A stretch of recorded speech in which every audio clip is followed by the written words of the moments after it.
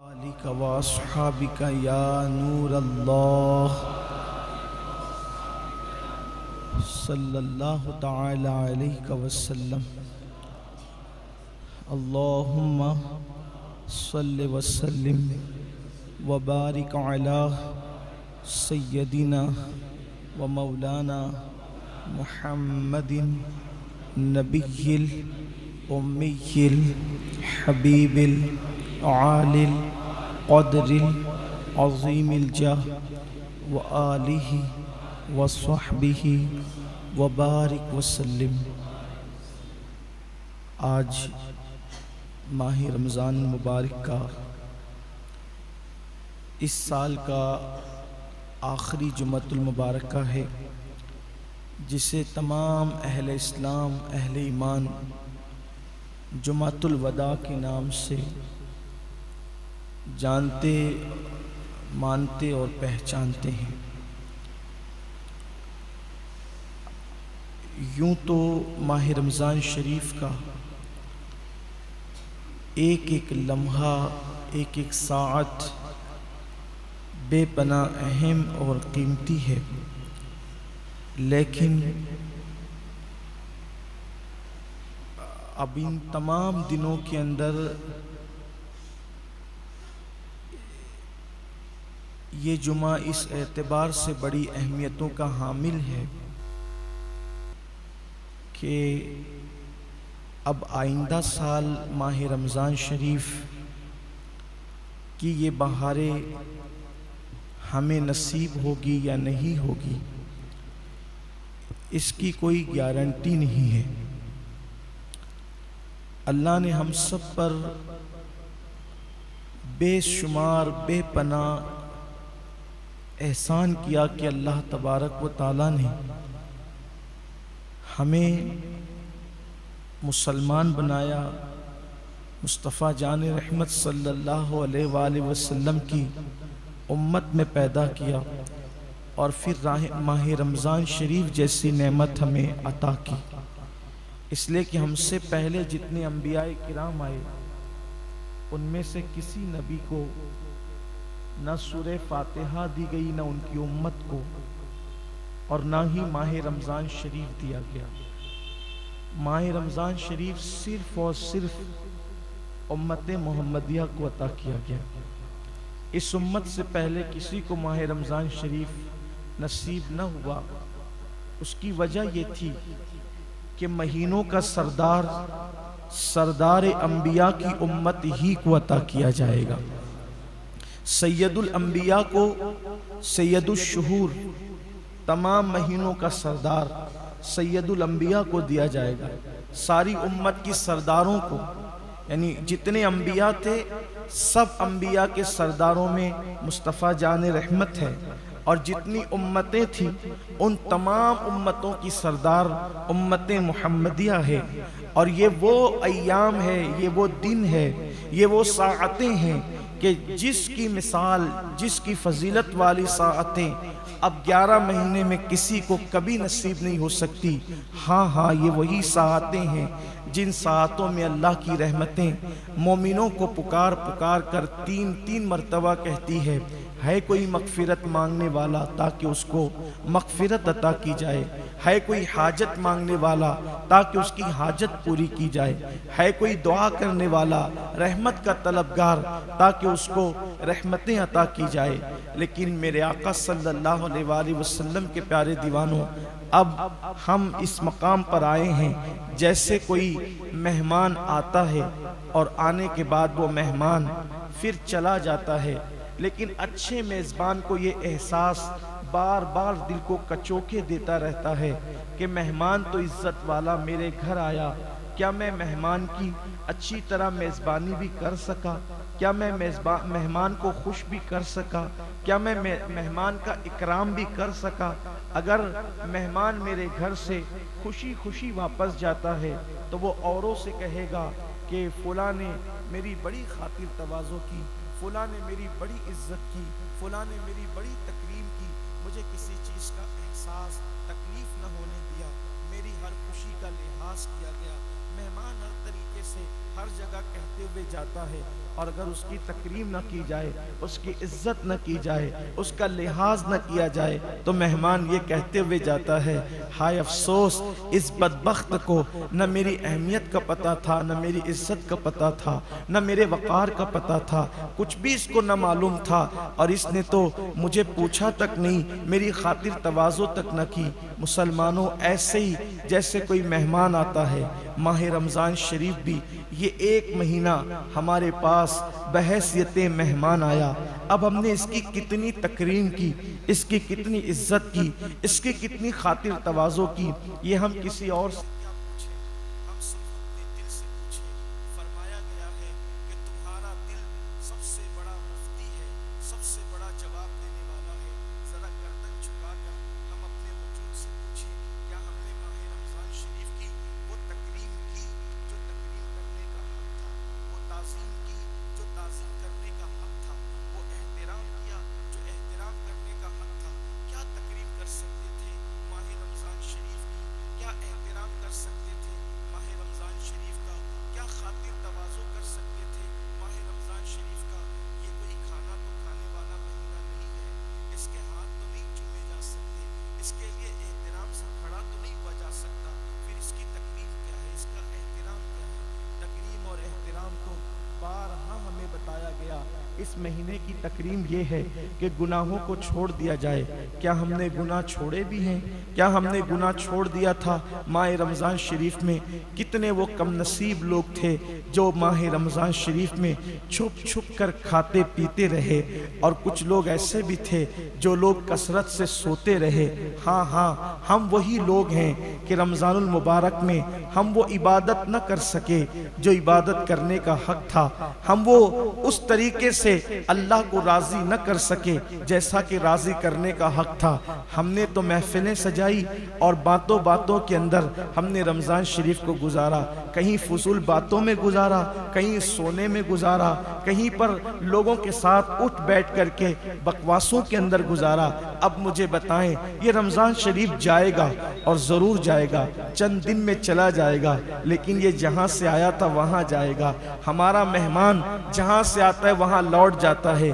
رمضان المبارک اللہ کے حکم سے اللہ کی طرف سے آیا تھا، اور یہ اللہ کی طرف پھر لوٹ جائے گا۔ اللہ کی طرف لوٹ کر یہ ہماری میزبانی کے بارے میں کیا تعریف کرے گا اور کیا شکایت کرے گا؟ اللہ نہ کرے، ہزار بار نہ کرے، اگر ماہ رمضان شریف نے مولا کی بارگاہ میں یہ کہہ دیا، مولا میں گیا تو تھا لیکن نہ میری تکریم کی گئی، نہ میری تعظیم کی گئی، نہ میرا احترام کیا گیا، نہ میری عزت کی گئی، بتائیں ہمارا کیا بنے گا؟ بلکہ میرے آقا صلی اللہ علیہ وآلہ وسلم کے فرمان کا مفہوم ہے کہ جس کے خلاف ماہ رمضان شریف گواہی دے گا کہ اس نے میری عزت اور تکریم نہیں کی، مجھ میں عبادت نہیں کی، میرا حق نہ جانا، تو اللہ تبارک و تعالی اس کے حق میں کسی کی بھی سفارش کو قبول نہیں فرمائے گا۔ جس کی شکایت رمضان المبارک کرے گا، اللہ تبارک و تعالی، اللہ اکبر، اس شخص کے حق میں کسی کی سفارش کو قبول نہیں فرمائے گا۔ اور کہاں جائے گا؟ جس کی مخالفت میں ماہ رمضان المبارک کھڑا ہو، جس کی مخالفت میں اللہ کا قرآن کھڑا ہو، پھر اس کے لیے جو ہے وہ رحمت کے دروازے بند کیے جاتے ہیں۔ ہاں مسلمانوں، یہ وہی تو مہینہ ہے جس میں رحمتوں کے دروازے کھل دیے جاتے ہیں، یہ وہی تو مہینہ ہے جس کے لیے جنت کے بالا خانوں کو سجایا جاتا ہے، یہ وہی تو مہینہ ہے جس میں روزہ رکھنے والوں کے لیے قرآن بہشت یوں دعا کرتی ہے کہ اللہ مجھے ان کا شوہر بنا جو رمضان المبارک کے اندر پیاسے رہتے ہیں اور تیری عبادت کرتے ہیں۔ روزہ کون سی عبادت کا نام ہے؟ حضرت سیدی سلیمان دارانی رحمت اللہ تعالیٰ علیہ فرماتے ہیں، ایک مرتبہ میں نے روزہ رکھا سخت گرمی میں، اور میں نے خواب میں دیکھا کہ کوئی کہنے والا کہہ رہا ہے، سلیمان کیا تم اتنے دینار کے عوض یعنی سونے کے سکے کے عوض تم اپنا روزہ بیچ دو گے ہمیں، کہ روزے کا ثواب بیچ دو گے ہمیں؟ حضرت سلیمان دارانی کہتے ہیں، واللہ اگر ایک روزے کے بدلے مجھے پوری دنیا اور اس پوری دنیا کے سوا جو کچھ ہے اگر سب میں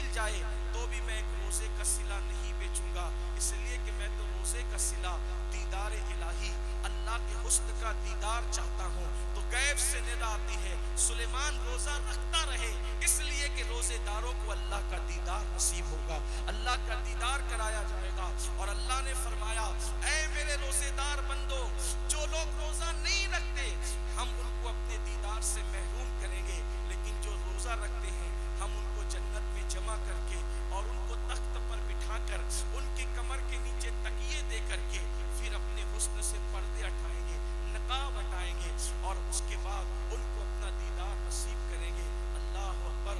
ایسے دیکھیں گے لوگ جیسے عید کا چاند آسمانوں میں دیکھتے ہیں، ویسے اپنے اللہ کا بلا تفصیل اپنے رب کا دیدار کریں گے۔ وہ روزے داروں کے لیے خاص ہے، اللہ روزے داروں کو اس کا دیدار نصیب فرمائے گا۔ اللہ نے فرمایا ہر عبادت کا صلہ نیکی ہے، لیکن اللہ تبارک و تعالیٰ کی روزے دار بندوں روزے کا صلہ اللہ تبارک و تعالیٰ نے جنت ہی نہیں رکھی، بلکہ اللہ فرماتا ہے روزہ میرے لیے ہے اور میں ہی اس کی جزا ہوں۔ یعنی روزہ رکھنے کا صلہ دیدار الہی ہے، اللہ کا دیدار ہے۔ لوگ روزے کی اہمیت کو تو سمجھے، لیکن بس آج جمعۃ الوداع کے اندر کچھ زیادہ نہیں کہنا، صرف اتنا کہنا ہے وہ جمعہ جس کے جانے پر آسمان روتا ہے، وہ رمضان المبارک جس کے جانے پر آسمان روتا ہے، وہ رمضان المبارک جس کے جانے پر زمین روتی ہے، وہ رمضان المبارک جس کے جانے پر اللہ پر فرشتے روتے ہیں، وہ رمضان المبارک جس کے جانے پر اللہ کے رسول نے آنسو بہایا، جس کے جانے پر صحابہ نے آنسو بہایا، اور فرمایا گیا کہ جو رمضان شریف کے آنے پر خوش ہوتا ہے اور رمضان شریف کے جانے پر غمگین ہوتا ہے، اللہ تبارک و تعالیٰ ایسے بندے کی مغفرت فرما دیتا ہے۔ یاد رکھیے رمضان شریف تو جا رہا ہے، اور آج ہم گویا کہ اس رمضان المبارک کو رخصت کر رہے ہیں جمعۃ الوداع کے اندر، لیکن اس احساس کے ساتھ ہمیں نہیں پتا گزشتہ رمضان المبارک میں کتنے لوگ ہمارے ساتھ تھے اور آج وہ ہمارے درمیان نہ رہے، اور ہمیں نہیں معلوم کہ اب جب رمضان شریف آئندہ سال آئے گا اس کی بہاریں تو ایسے ہی ہوگی، سحری کی بہاریں بھی ویسے ہی ہوگی، افطار کی بزم بھی ایسے ہی سجے گی، تراویح کی صفیں بھی ایسے ہی لگے گی، حفاظ قیامت تک محرابوں میں قرآن سناتے رہیں گے۔ افق پر جب رمضان مبارک کا چاند نظر آئے گا تو وہی دھوم دھام ہوگی، وہی برکتیں ہوگی، وہی رحمتیں ہوگی، وہی انوار کی بارش ہوگی، وہی برکتوں کی بارش ہوگی، سب ہوں گے، سب کی گارنٹی ہے، سب ہوں گے، رحمتوں کی گارنٹی رحمتیں بھی ہوگی، مغفرت کی گارنٹی مغفرت بھی ہوگی، قرآن مقدس کی تلاوت کی گارنٹی قرآن کی تلاوت بھی ہوگی، تراویح کی صفیں بھی لگے گی، سب کچھ ہوگا، لیکن اس کی کوئی گارنٹی نہیں ہے کہ ہم میں کون ہوگا اور کون نہیں ہوگا۔ ہو سکتا ہے شاید یہی رمضان شریف ہماری زندگی کا آخری رمضان ہو، اللہ نہ کرے کہ ہم میں سے کسی کو یہ کہنا پڑے کہ یہ رمضان فلاں کی زندگی کا آخری رمضان تھا۔ اللہ کرے یہ رمضان شریف ہمیں زندگی میں بار بار اللہ دکھائے، ہر بار اللہ دکھائے، ہمیشہ اللہ دکھائے، لیکن کچھ کر تو نہ سکے۔ اب چند دن بچے ہوئے ہیں، کچھ نہ کر سکے، اس لیے کہ کرنے والوں نے بہت کیا۔ صحابہ کرام تو رمضان شریف میں بستر کو لپیٹ دیتے تھے، سونا نہیں ہے، اور رمضان شریف میں ہمارے لیے سونے کا موسم تھا، ہم تو سوتے ہی رہے۔ ہم نے کیا افطار کے وقت میں دعائیں کرنے کی بجائے ہم تو موبائل پر واٹس ایپ چیک کرتے رہے، چیٹنگ کرتے رہے۔ ہم نے کیا کیا؟ صحابہ کرام سب کچھ کرتے تھے، اس کے باوجود بھی جب رمضان شریف جاتا تھا تو کہتے تھے مولا جو کرنا تھا وہ نہ کر سکے، اس لیے ہماری مغفرت فرما دے، ہمیں معاف فرما دے۔ وہ اللہ سے معافیت طلب کرتے تھے، رب کی بارگاہ میں توبہ استغفار کرتے تھے۔ کہا جاتا ہے آج اللہ نے عمل کا موقع دیا ہے تو عمل کی اہمیت ہمارے سامنے نہیں ہے۔ ایک دن جب قبر کی کالی کوٹری میں چلے جائیں گے اس دن عمل کی اہمیت پتہ چلے گی، لیکن اس وقت عمل کی اجازت نہ ہوگی، ہم کچھ نہ کر سکیں گے۔ موت کے بعد عمل منقطع ہو جاتے ہیں۔ کہتے ہیں کہ قیامت آئے گی، ہم کہتے ہیں قیامت جب آئے گی تب آئے گی، لیکن جس کے جسم سے روح نکل گئی اس کی قیامت تو اسی وقت آ گئی، اب وہ کچھ نہیں کر سکتا۔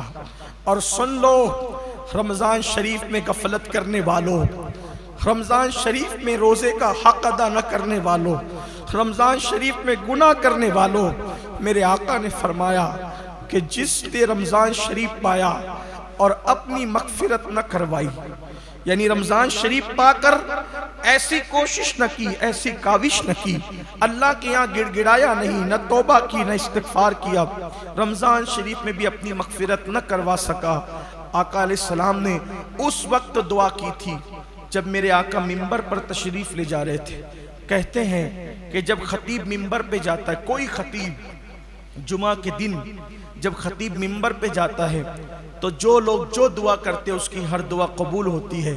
ایک دن میرے آقا جمعہ پڑھانے کے لیے جب منبر پہ تشریف لے جانے لگے تو پہلے زینے پہ قدم رکھا اور فرمایا آمین، پھر دوسرے زینے پہ قدم رکھا اور پھر فرمایا آمین، پھر تیسرے زینے پہ قدم رکھا اور پھر فرمایا آمین۔ آقا آمین کہہ رہے ہیں، کوئی دعا کرنے والا نظر نہیں آتا، سید العالمین آمین کہہ رہے ہیں۔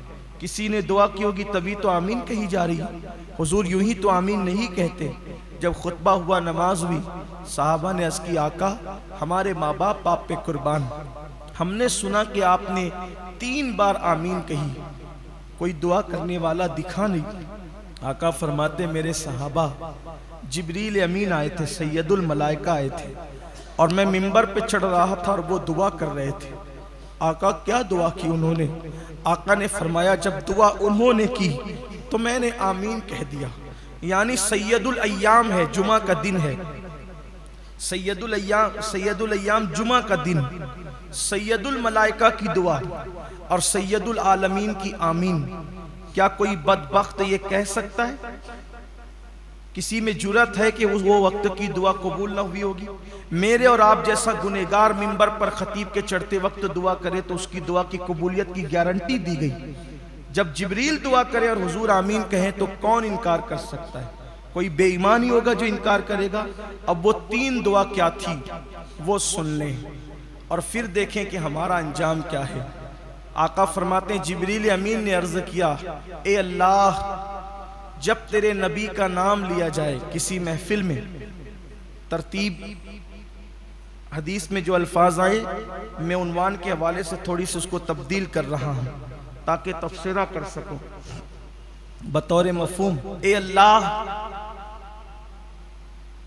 جب کسی محفل میں تیرے نبی کا نام لیا جائے اور محفل میں موجود لوگ تیرے حبیب پہ درود نہ پڑھے تو ان کو تو اپنی رحمت سے ہمیشہ کے لیے دور کر دے، تو انہیں اپنی رحمت سے محروم کر دے، دور کر دے۔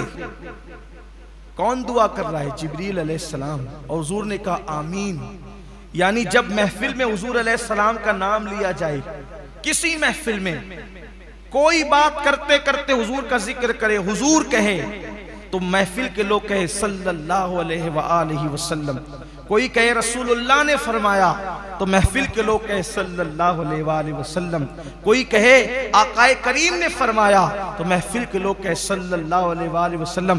جب جب میرے آقا کا نام پاک آئے، نام نامی اس میں گرامی، دوست سے سنو، دشمن سے سنو، اپنوں سے سنو، بیگانوں سے سنو، اپنی عادت بناؤ کہ جیسے ہی نام پاک آئے، نام نامی اس میں گرامی آئے، مصطفیٰ جان رحمت صلی اللہ علیہ وآلہ وسلم کا ہماری زبان پر فوراً درود جاری ہو۔ گھر کے چھوٹے چھوٹے بچوں کی تربیت کرو کہ جب بھی حضور پاک کا نام سنو تو صلی اللہ علیہ وآلہ وسلم ضرور کہا کرو۔ اگر نہیں کہا، آقا کا ذکر سن کر کے درود نہیں پڑھا، جبریل دعا کرتے اللہ اسے اپنی رحمت سے ہمیشہ کے لیے دور کر دے۔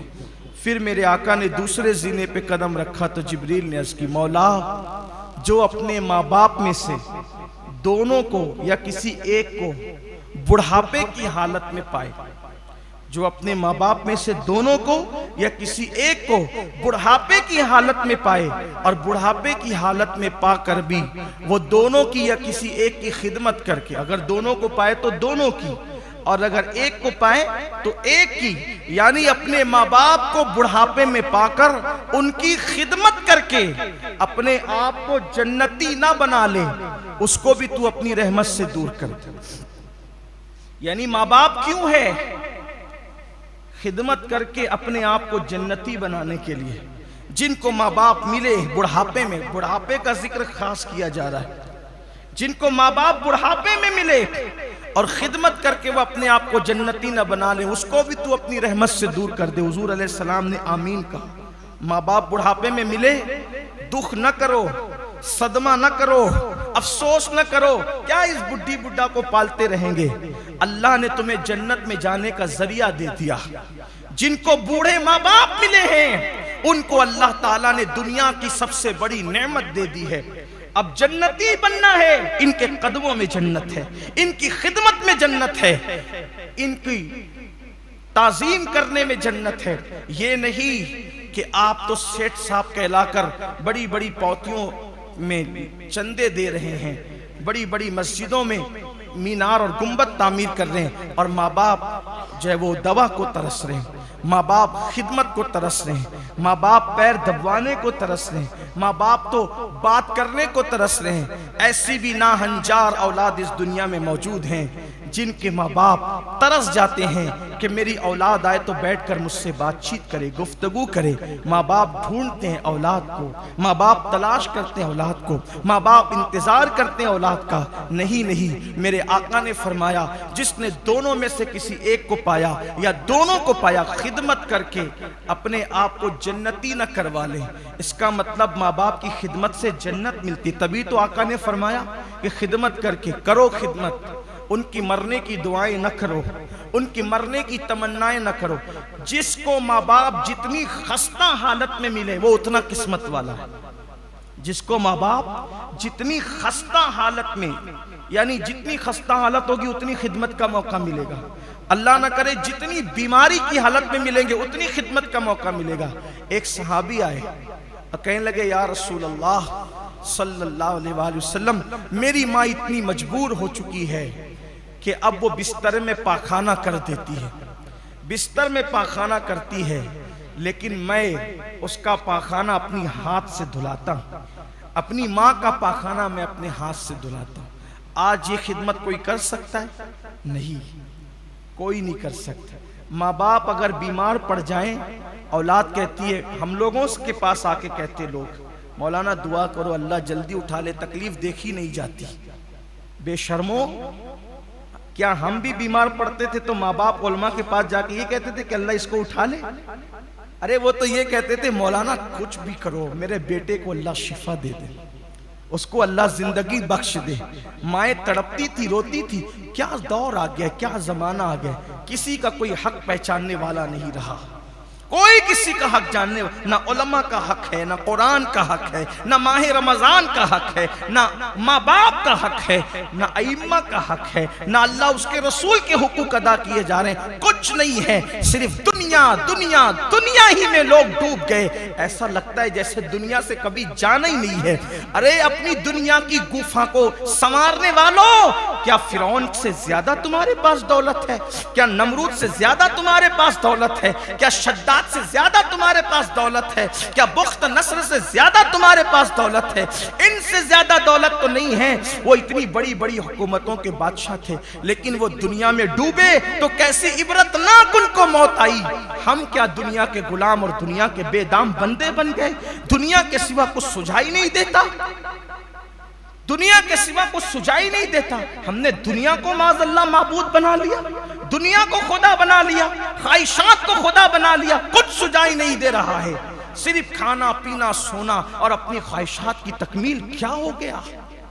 آنکھیں کھولو، اٹھتے ہوئے جنازوں کو دیکھو، آنکھیں کھولو، اٹھتے ہوئے لاشوں کو دیکھو، بے گور و کفن تڑپتی ہوئی میتوں کو دیکھو، ان جنازوں کو دیکھو جن کو کندھا دینے والا کوئی نہیں ہے. ہاں جن کو اپنی دولت پر اتنا غرور تھا، جو دولت کے نشے میں خدا کو بھول چکے تھے، آج ان کو ان کے بچے بھی کندھا دینے کے لیے نصیب نہیں ہے. لوگ لکڑی سے ڈھکیل کر جنازے میں پھینکے جا رہے ہیں. یہ ویڈیو کلپیں صرف دیکھ کر کے ہا ہو کرنے کے لیے یا ایک دوسرے کو شیئر کرنے کے لیے. فَاعْتَبِرُوا يَا أُولِي الْأَبْصَارِ، اے آنکھ والو عبرت حاصل کرو. ہم نے تو ایک ہی میت پڑی تھی تاریخ میں 1400 سال پہلے، جس کو لکڑیوں سے ڈھکیل کر کے قبر میں ڈالا گیا تھا، اور وہ میت تھی ابو لہب کی۔ اس کے بعد پھر ہم نے کوئی تاریخ میں ایسی میت نہیں پڑھی جس کو لکڑی سے ڈھکیلا گیا ہو۔ لیکن آج تو میں نے نمازیوں کے جنازوں کو بھی لکڑی سے ڈھکیلتے ہوئے دیکھا۔ میں نے تو بڑے بڑے دولت مندوں کو، جن کے بینک بیلنس اربوں میں تھے، بلکہ دوسری دنیا میں بھی جن کے دھن تھے، ان کو لکڑی سے ڈھکیل کر جنازے میں رکھ کر جاتے ہوئے دیکھا۔ یہاں تک کہ بیٹی اور بیٹوں کو دور کھڑے ہو کر کے تماشائی بنتے ہوئے دیکھا کہ کسی کو کہتے تھے جو لینا ہے لے لو، تم اس کو آخری رسومات ادا کر دو۔ ہمارے لیے عبرت ہے۔ بہت ممکن ہے آپ کے ساتھ بھی ایسا ہو سکتا ہے، اللہ نہ کرے ایسا کسی کے ساتھ ہو، بہت ممکن ہے میرے ساتھ بھی ایسا ہو سکتا ہے، اللہ نہ کرے میرے ساتھ بھی ایسا ہو، لیکن اللہ ہے، وہ بے نیاز ہے۔ اس کی شان بے نیازی سے ڈرو، اس کی خفیہ تدبیر سے ڈرو۔ ہم دنیا کے بندے نہیں ہو گئے، اپنے آپ کو اللہ کا بندہ کہہ کے ہم دنیا کے بندے نہیں ہو گئے، دنیا کے بندے ہو گئے نا۔ ہمیں تو سب دنیا ہی نظر آتی۔ کل رات میں نے لوگوں سے کہا تھا، اتنے سوداگر ہوئے، اتنے سوداگر ہوئے، اتنے سوداگر ہوئے کہ اللہ کے یہاں بھی سوداگری کی بات، اتنے تاجر ہو گئے کہ اللہ کے یہاں بھی تاجری کی بات، اتنے خود غرض ہو گئے کہ اللہ کے یہاں بھی خود غرضی کی بات۔ سچ کہنا، آپ ہو یا میں ہوں، ہاتھ اٹھتے ہیں تو کیا مانگتے ہیں؟ یہی نا، ایک دکان تھی دو کر، ایک کارخانہ تھا دو کر، ایک سائزنگ تھی دو کر، روزی میں برکت دے، عمر میں برکت دے، اس میں برکت۔ کبھی یہ بھی کہا تو ناراض ہے تو راضی بھی ہو جا، کبھی کہا سب کی ناراضگی کا خیال، یار کی ناراضگی کا کوئی خیال نہیں، سب کے حقوق کا خیال، یار کے حقوق کا کوئی خیال نہیں۔ جس نے ہمارے ساری ضرورتوں کا خیال فرمایا، اس کے لیے کچھ بھی نہیں۔ کتنی خود غرضیاں ہیں نا۔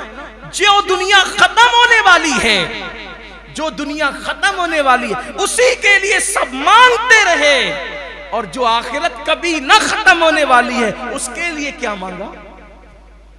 اس کے لیے کیا مانگا؟ کچھ نہیں مانگا۔ وہ میدان محشر جہاں انبیاء کی زبان پہ نفسی نفسی ہوگا، انبیاء کی زبان، اس میدان محشر کے لیے کیا مانگا؟ کچھ نہیں مانگا۔ بات کو طول نہ دیتے ہوئے میں بات سمیٹ لوں، کیونکہ ابھی الوداع بھی پڑھا جانا ہے، پھر الوداعی خطبہ بھی ہونا ہے، اور آج خصوصی جمعۃ الوداع کے حوالے سے دعا بھی ہونی، تو میں بات کو سمیٹتا ہوں۔ عرض کر رہا تھا کہ وہ صحابی کہتے یا رسول اللہ، میری ماں وہ بستر میں پاخانہ کر دیتی ہے، میں اس کو دھلاتا ہوں۔ آقا، اس نے میرا پاخانہ دھلایا میرے بچپنے میں، اور میں اب اس کا پاخانہ دھلا رہا ہوں اس کے بڑھاپے میں، تو برابری ہو گئی نا؟ آقا برابر، تو کیا میں نے اپنی ماں کا حق ادا کر دیا؟ آقا نے فرمایا نہیں، تمہاری ماں کا حق تم ادا نہ کر سکے۔ کیوں یا رسول اللہ؟ آقا فرماتے ہیں دونوں میں فرق ہے۔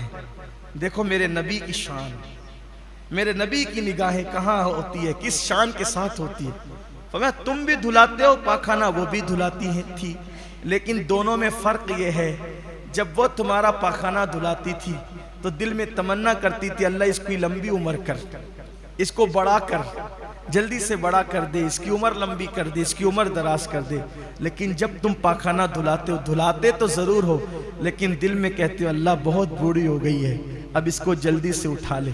وہ دھلاتے وقت تیری لمبی عمر کی دعا کرتی تھی، اور تو دھلاتے وقت اس کی عمر کی کوتاہی کے بارے میں سوچتا ہے۔ اب بتا کیسے برابری ہو سکتی ہے؟ کہاں وہ محبتیں اور کہاں یہ حالت؟ اس لیے یاد رکھیے، آقا نے فرمایا کہ جس نے ماں باپ کو پایا اور خدمت کر کے جنت واجب نہ کرا لی، تو وہ شخص بھی اللہ کی رحمت سے دور ہو جائے۔ تیسری بات، پھر میں نے کہا کہ ترتیب بدلی ہے، لیکن مجھے اینڈ میں یہ بیان کرنا تھا۔ حضرت جبریل نے کہا، دعا کی، اے اللہ جو رمضان شریف کو پائے اور اس میں عبادت کر کے اپنے آپ کو جنتی نہ بنا لے، اپنی مغفرت نہ کروا لے، اپنی بخشش نہ کروا لے، وہ بھی تیری رحمت سے دور ہو جائے، وہ بھی تیری رحمت سے دور ہو جائے۔ حضور نے فرمایا آمین۔ یعنی رمضان شریف جس کو ملا، رمضان شریف پانے کے بعد اس نے کوششیں کاوشیں کر کے اپنے لیے مغفرت کا سامان نہ کیا، وہ اللہ کی رحمت سے دور کر دیا جائے گا۔ بتائیں کیا ہماری مغفرت ہو گئی؟ کیا ہم نے مغفرت کروا لی؟ کیا ہم روئے گڑ گڑائے؟ اگر نہیں، چند دن بچے ہیں گنتی کے، چند دن، اور آج کا دن تو خاص۔ اللہ کرے جب امام منبر پر جائے تب دعا کرو، جمعہ کی نماز کے بعد دعا کرو، افطار کے وقت دعا کرو، سحری کے وقت دعا کرو، اور خوب گڑ گڑا کے اللہ سے کہو مولا ہم تو نادان ہی ہیں، ہم تو سیاہکار ہی ہیں، ہم تو مجرم و گنہگار ہی ہیں، ہمیں معاف کر دے۔ یاد رکھیے اگر وہ بخش دے تو اس کا کرم ہے، ورنہ نمازیں بھی نہیں بخشوا سکتی ہمیں، ہماری نمازیں بھی ہماری نجات نہیں دلا سکتی، ہمارے روزے بھی ہمیں نہیں بخشوا سکتے، ہماری زکاتیں بھی ہمیں نہیں بخشوا سکتی۔ اگر کوئی بخشوا سکتا ہے تو اس کا کرم ہی ہمیں بخشوا سکتا ہے۔ اگر جنت میں کوئی چیز لے جا سکتی ہے اس کا کرم ہی ہمیں جنت میں لے جا سکتا ہے۔ آئیے آج سے آخری دن تک بہت غنیمت جانیے اس رمضان شریف کو، اور ابھی تو تین طاق راتیں باقی ہیں، 2 تو گزر گئی، 21 اور 23 گزر گئی، آج 25 آنے والی، 25ویں طاق رات ہے، پھر 27 بھی ہوگی اور پھر 29 بھی ہوگی۔ ابھی یہ 3 طاق رات ہمارے پاس بچی ہوئی ہے جسے شب قدر کہتے ہیں، اور شب قدر اللہ نے یہ بھی شب قدر امت محمدیہ کو خاص عطا کیا، اس سے پہلے کسی کو شب قدر نہیں دی۔ شب قدر کا ایک معنی ہے تنگی کی رات، قدر عربی میں تنگ کو کہتے ہیں، تنگی کی رات شب قدر۔ اس کو تنگی کی رات کیوں کہتے ہیں؟ تنگ رات، تنگی کی رات، تنگ ہو جانے والی رات کیوں کہتے ہیں؟ اس لیے کہ آسمان سے شب قدر میں اتنے فرشتے زمین پر آتے ہیں، اتنے فرشتے زمین پر آتے ہیں کہ زمین تنگ پڑ جاتی ہے فرشتوں کی تعداد سے، اتنی تعداد ہوتی ہے کہ زمین کم پڑ جاتی ہے، اس لیے اس کو شب قدر کہتے ہیں۔ اور چونکہ جب سے میرے آقا نے وصال فرمایا ہے تو جبریل زمین پر اب نہیں آتے، لیکن آتے ہیں تو ایک رات میں آتے ہیں، اسے شب قدر کہتے ہیں۔ اور صاحب روح البیان لکھتے ہیں کہ شب قدر میں جو فرشتے زمین پر آتے ہیں کیوں آتے ہیں پتہ ہے؟ جبریل کے ساتھ اللہ اکبر سال بھر اللہ سے دعا کرتے، اے اللہ ہمیں زمین پر جانے دے، اے اللہ ہمیں زمین پہ جانے دے، اور جو ہم سے بہتر عبادت کرتے ہیں، توجہ کرنا یہاں، جو ہم سے بہتر عبادت کرتے ہیں اس عبادت کرنے والوں کی زیارت ہمیں کرنے دے۔ کون کہہ رہا ہے؟ جبریل علیہ السلام، فرشتوں کے سردار، فرشتے کہہ رہے ہیں اللہ ہمیں زمین پہ جانے دے اور ہمیں ان سے ملنے دے، ان سے ملاقات کرنے دے، ان کی زیارتیں کرنے دے جو ہم سے بہتر عبادت کرتے ہیں۔ یا اللہ جبریل سے بہتر عبادت کون کر سکتا ہے؟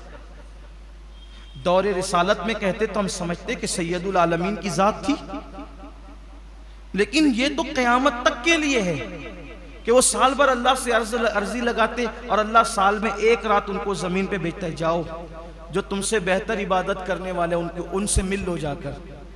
تو کون سی عبادت ہے جو جبریل سے بہتر آپ کر لیں گے یا ہم کر لیں گے یا فرشتوں سے بہتر ہم عبادت کر لیں گے؟ ہے کوئی نہیں نا؟ تو پھر جبریل کی دعا بے مقصد تو نہیں، فرشتوں کی دعا بے مقصد تو نہیں؟ ایسی کون سی عبادت ہے جو فرشتے نہیں کر سکتے آپ اور ہم کر سکتے ہیں؟ تو وہ کون سی عبادت ہے؟ وہ نماز نہیں ہے میرے عزیز، کیونکہ ہم فرشتوں سے اچھی نماز تو پڑھ بھی نہیں سکتے، ہے نہیں؟ کون سی عبادت ہے؟ تو صاحب روح البیان نے لکھا ہے وہ عبادت ہے جو فرشتے کر ہی نہیں سکتے، جو فرشتے کر ہی نہیں سکتے۔ کون سی عبادت ہے؟ وہ عبادت ہے کہ تجھے شدت کی پیاس لگی ہو، تجھے شدت کی پیاس لگی ہو اور تیرے سامنے کوئی پیاسا آ جائے تو تو اپنے ہاتھ کا شربت اس کے ہاتھ میں دے دے کہ یہ اللہ کا بندہ ہے۔ یہ وہ عبادت ہے۔ تجھے شدت کی بھوک لگی ہو، تیرا پیٹ کہتا ہو مجھے بھوک لگی ہے کھانا کھلا، اور تیرے ہاتھ میں غذا موجود ہے، کھانا موجود ہے، تو تو خود نہ کھائے، بھوکا رہ کر اس غریب کو کھلا دے، اس بھوکے کو کھلا دے۔ یہ وہ عبادت ہے جو فرشتوں کے بس میں نہیں۔ کیوں؟ کیونکہ فرشتے تو کھاتے نہیں ہیں، انہیں بھوک کیسے لگتی؟ جب انہیں بھوک نہیں لگتی تو وہ کسی بھوکے کو کیسے کھلائیں گے اپنا کھانا؟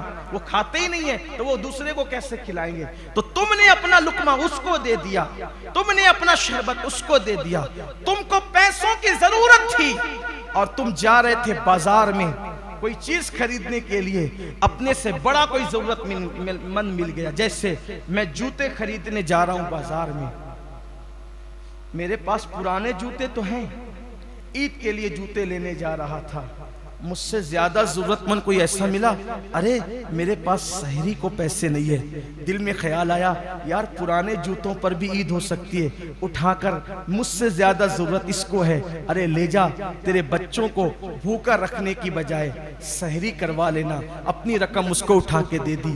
یہ کام فرشتے نہیں کر سکتے، یہ کام آپ کا ہے۔ اور فرشتے ایسے عبادت گزاروں کو ملنے کے لیے شب قدر میں زمین پر آتے اور ان سے مصافحہ کرتے۔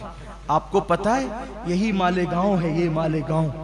پچھلے سال عید کے بعد ایک خاتون آئی اور اس نے بتایا کہ میرے بچے ہر سال روزہ رکھتے تھے، لیکن اس سال میرے بچوں کا پہلا روزہ چھوٹ گیا رمضان شریف کا، پچھلے سال کے بعد۔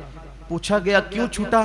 تو کہا کہ اس وقت نہ رات کو ہمارے گھر میں کچھ پکا تھا اور نہ سحری کے لیے ہمارے گھر میں کچھ موجود تھا، تو ہم نے بچوں کو یہ کہہ کر کے سلا دیا کہ رات کو بھی کچھ نہیں کھائے، سحری میں بھی کچھ نہیں کھائے تو دن کو روزہ کیسے رکھ پاؤ گے، اس لیے سو جاؤ۔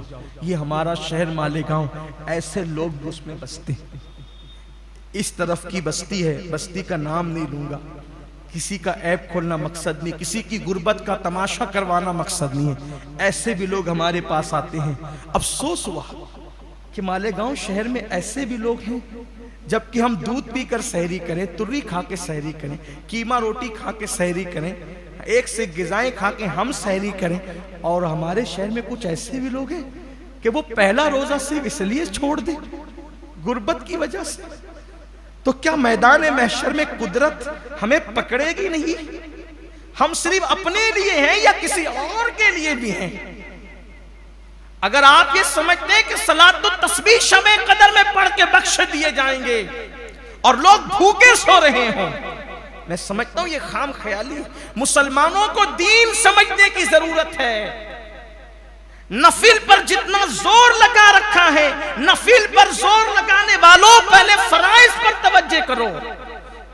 بھوکوں کا پیٹ بھرنا صلاۃ التسبیح میں محنت کرنے سے افضل ہے، پڑوسیوں کا خیال کرنا صلاۃ التسبیح میں محنت کرنے سے افضل ہے۔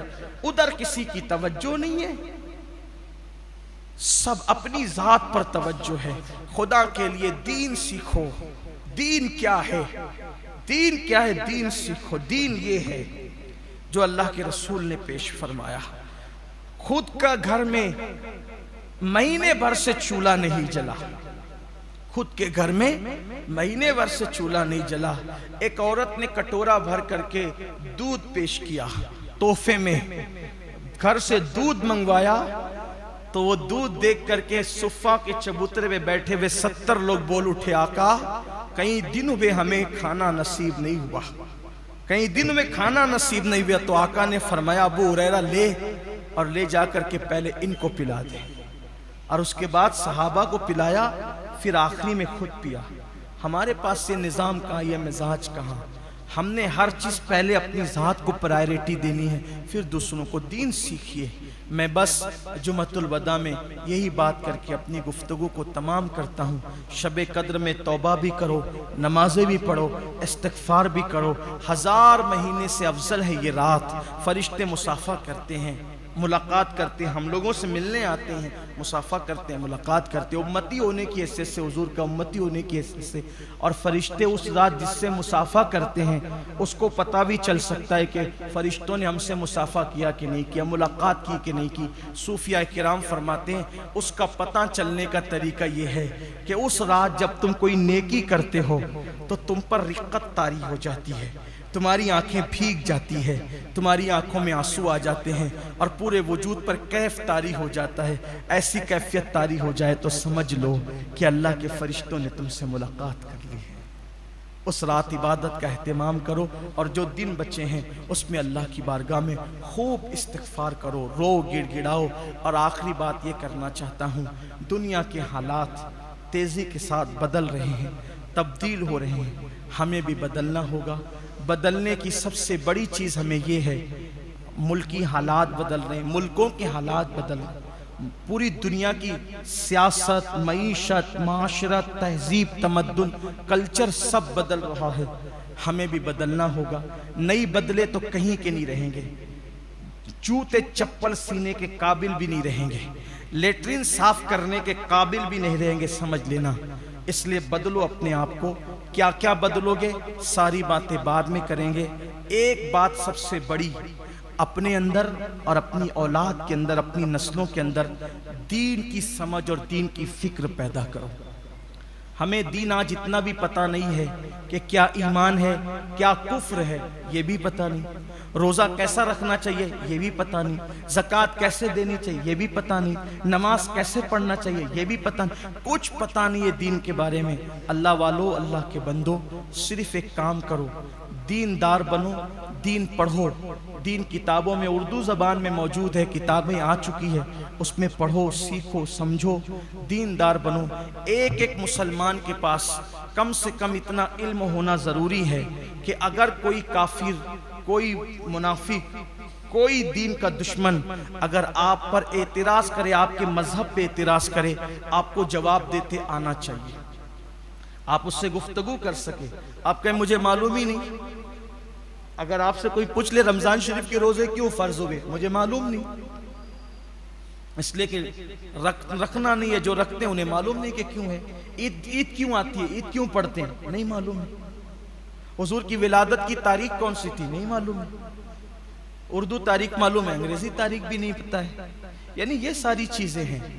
میرے آقا علیہ السلام کے دیوانوں، دین سیکھو، اتنا دین سیکھ لو کہ جو گفتگو کرے اس کے ساتھ کم سے کم بیسک گفتگو تو کر سکو، کسی کو مطمئن کر سکو، کسی کو اطمینان دلا سکو۔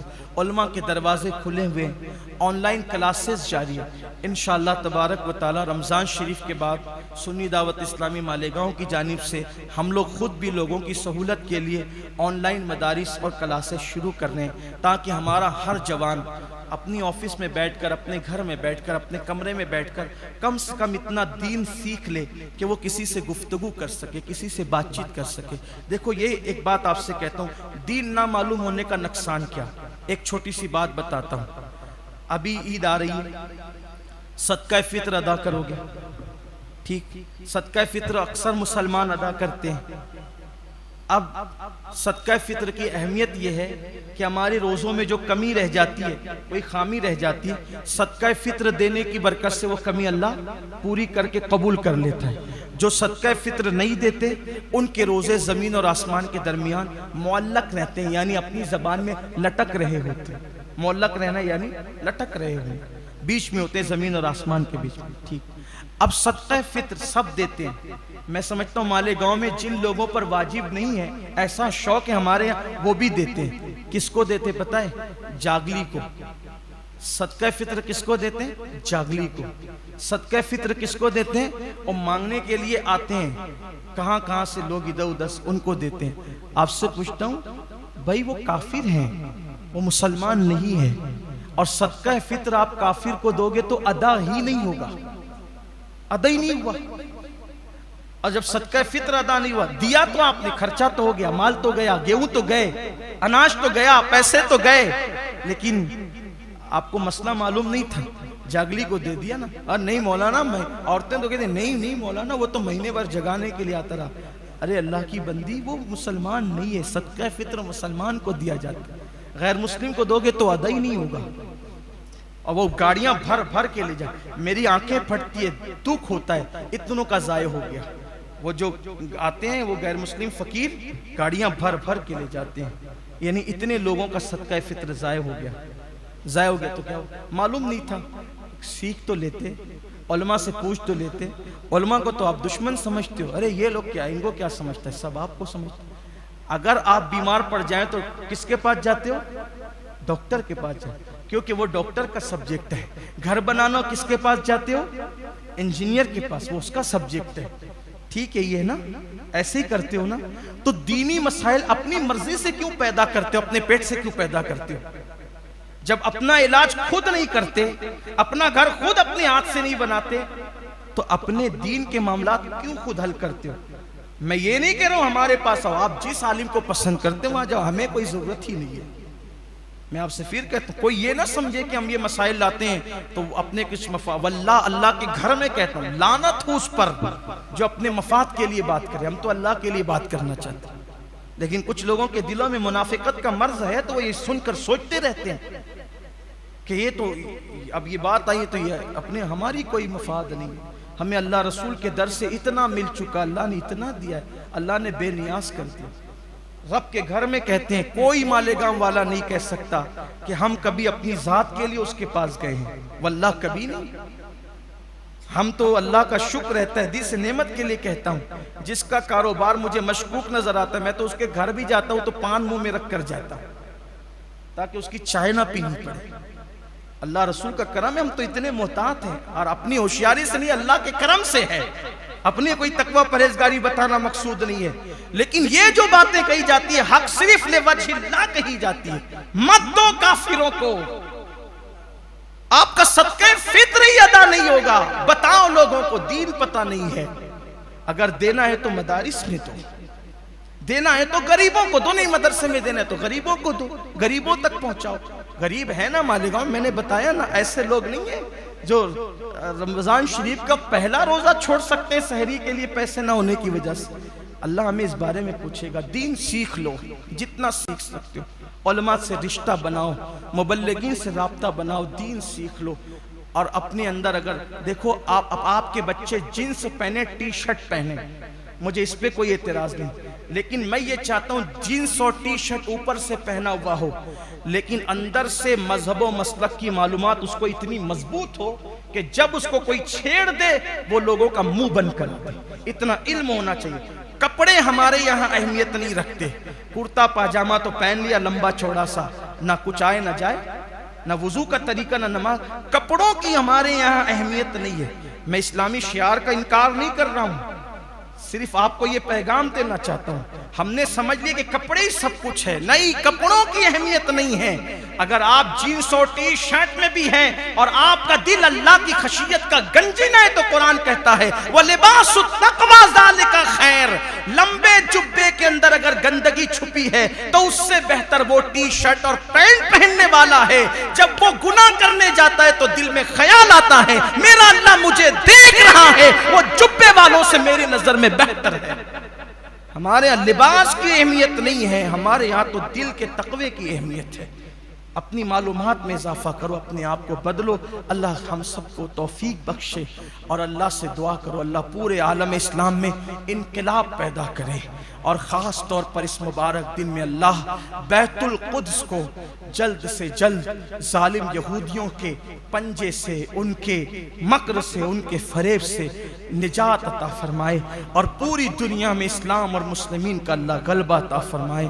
اور اللہ ہم سب کو, پوری امت کو وحدت کے ساتھ صحابہ اور اہل بیت کے عقائد پر اتحاد و اتفاق کے ساتھ زندگی گزارنے کی توفیق عطا فرمائے. اے ماہ سیام الوداع, اے ماہ رمضان الوداع. اللہ سے پھر دعا کریں آپ سب سلامت رہیں, ہم سب سلامت رہیں, اور اللہ آئندہ سال خیر کے ساتھ, عبادت کی توفیق کے ساتھ, صحت و سلامتی کے ساتھ ہمیں پھر رمضان شریف عطا فرمائیں. جاتے جاتے کھڑے ہونے والوں کو بھی یہ پیغام دینا چاہتا ہوں, میرے عزیزوں بہت ہو گیا, آخری میں جمعہ کے دن آنا, ایک دن قبر میں تم کو بھی جانا ہے. کب تک کہ 2 رکعت پڑھنے کے لیے آؤ گے؟ اتنے خود غرض ہو گئے تم لوگ, آخری میں آتے ہو خطبے کے ٹائم اور دعا بھی نہیں ہوتی اور بھاگنے لگتے ہو. کیوں آتے ہو؟ کوئی رو رہا تھا کہ آؤ چلو؟ کس نے بلایا؟ اپنا اسلام بچانے کے لیے 2 رکعت پڑھنے آتے ہو تاکہ مسلمانی قائم رہے. مسلمان کہلاؤ، فلموں میں جاؤ گے تو نمبر لگا لگا کر ٹکٹ نکالو گے، اور جمعہ کے دن 2 رکعت پڑھنے آؤ گے، خطبے تک وضو ہوتا رہے گا، خطبے تک وضو ہوتا رہے گا، اور ادھر سلام پھیرے کے بگ بگ بگ ایسے بھاگتے، جیسے اسکول کے بچے چھٹی ہونے کے بعد شریر بچے بھاگتے ہیں بستہ لے ایسے بھاگتے۔ کیوں آئے تھے بھائی مسجد میں؟ میری باتیں کڑوی لگے تو معاف کرنا، اللہ کے گھر میں آئے ہو، نہیں ہفتے بھر 5 وقت آتے ہو، ایک دن میں آتے ہو 2 رکعت پڑھ کے جاتے ہو، رسول اللہ کے دل پہ کیا گزرتی ہوگی؟ یہ میری امت ہے جن کے لیے پوری رات میں نے دعائیں کی، یہ فرض نماز کے بعد کی دعا تک نہیں کر سکتے، کیا ہو گیا ہمیں؟ فلموں کے لیے گھنٹوں پہلے سے جا کے بیٹھیں۔ اچھا یہاں سے جا کے کام کیا کرنا ہے؟ بیٹھ جانا ہے، بس ادھر ادھر ہو لپاڑ کرنا ہے۔ اگر آپ کو سفر ہو، کوئی بیماری ہو، کوئی خاص کام ہو، ٹھیک ہے جائیں، بعد میں گھر پہ سنتیں پڑھ لے۔ جو مسجد میں سنتیں نہیں پڑھتے وہ گھر جا کے کیا پڑھنے انہیں؟ خدا کے لیے ایسا نہ کرو، ایک دن مرنا ہے۔ ہم آپ کے دشمن نہیں ہیں، ہمیں آپ کی قبر کی بھی فکر ہے، کیونکہ ہم آپ کے دین کے دائی ہیں۔ ہم اللہ و رسول کے فرامین کو اللہ تعالیٰ نے جاننے کی توفیق بخشی تو ہم تک یہ بات پہنچا رہے۔ خدا کے لیے قبر میں کوئی کام نہیں آئے گا، نہ کوئی دوست نہ کوئی یار کام آئے گا، کم سے کم پوری نماز پڑھ کے جاؤ۔ ٹھیک ہے نفل پڑھنے کی توفیق نہیں، نہ پڑھو، لیکن کم سے کم جتنی لازمی ہے، جو سنت موقدہ ہے وہ تو پڑھ لو۔ نفل چھوڑنے کی اجازت ہے، نفل نہ پڑھو، لیکن دوسری تو پڑھو، دعا تو کرو، دعائیں تقدیر بدل دیتی ہے، دعاؤں سے زندگی میں انقلاب آتا ہے، دعا تو کر لیا کرو۔ خدا کے لیے جو لوگ سن رہے ہیں وہ ضرور اس پر عمل کریں گے۔ آج کے بعد جب تک دعا نہ ہو جائے، بلکہ جب تک کہ وہ سنت تاکیدی ادا نہ کر لیں، اس وقت تک مسجد سے نہ جائیں۔ اللہ تعالی ہم سب کے حال پہ رحم فرمائے، انقلاب بپا فرما دے۔